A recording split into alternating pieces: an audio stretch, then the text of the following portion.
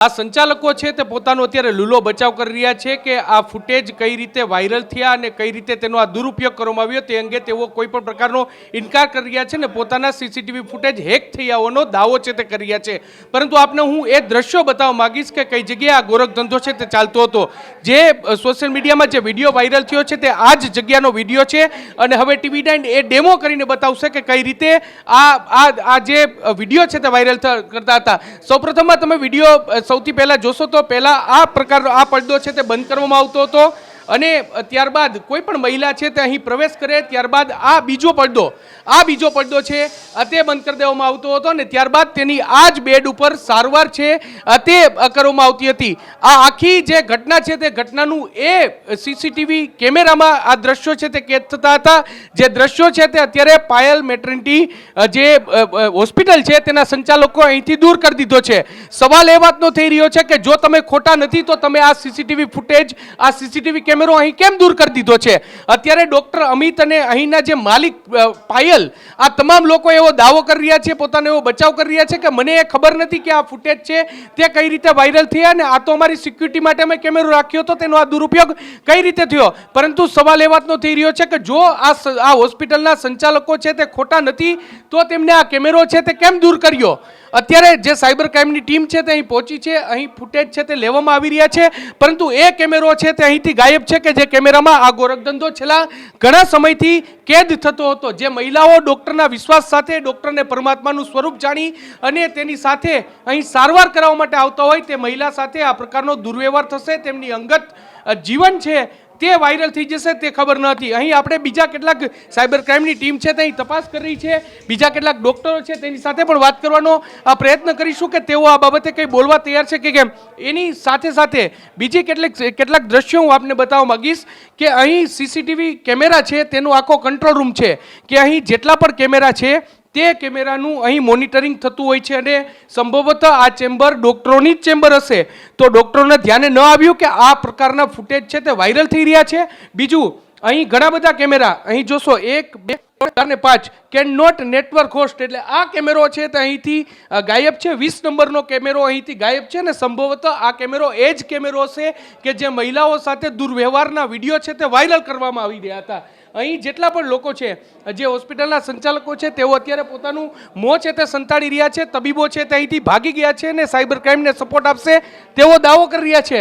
પરંતુ સવાલ એ વાતનો થઈ રહ્યો છે કે આ પ્રકારનું વર્તન છે તે શા માટે। આપણે અહીં એક જે વ્યક્તિ છે કે જેઓ એ દાવો કરી રહ્યા છે કે તેમનો કેમેરા છે તે હેક થયા છે આપણે તેની સાથે વાત કરવાનો પ્રયત્ન કરશું અને તેને પૂછશું સર તમે એમ કહો છો કે તમારા કેમેરા હેક થઈ ગયા છે પરંતુ સવાલ એ વાતનો છે હેક થઈ જતો હોય તો એ જ કેમેરો અત્યારે કેમ ગાયબ છે।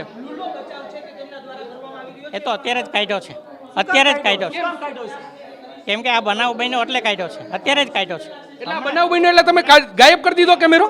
ગાયબ નથી કર્યો અમે તો ડગાઈ ગયા છીએ અમે તમારા પ્રશ્નો અને આ બનાવ સાંભળીને ડગાઈ ગયા છીએ। સર એ મહિલાઓનું શું તમે જો ડગાઈ ગયા હોય તમે કરતૂત કરીને ડગાઈ ગયા છો એ મહિલાઓનું શું કે જેના વિડીયો વાયરલ થયા છે। કરતૂત અમે કોઈ એવું ગેરકાયદેસર કામ નથી કર્યું કે કોઈ એવું ખરાબ કૃત્ય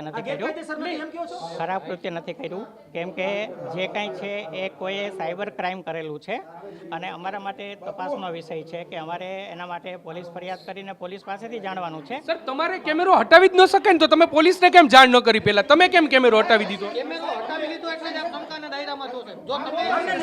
અમને પોલીસ સ્ટેશને જવું છે ફરિયાદ કરવા માટે થોડોક ટાઈમ આપો। કેમેરો કેમ હટાવી દીધો સર કોઈ કેમેરા તમારો કેમ નથી હટાવ્યો અમારો કેમેરો નથી હટાવેલો અમને તમારે સ્થળે મારી સાથે આવો તમે મારી સાથે આવો તમે મારી સાથે આવો તમને દ્રશ્ય બતાવું સાંભળો તમે લોકો સમજો પહેલા એક વખત એક મિનિટની વાત કરો। આજે સવારથી ચાલી રહ્યું છે કેવી રીતે જવાબ આપીશ એક મિનિટ હું કેવી રીતે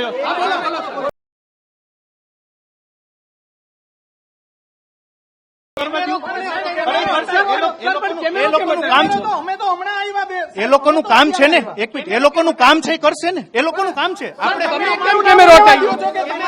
આપણે એને તમે કેમ કેમેરો હટાવ્યો સર?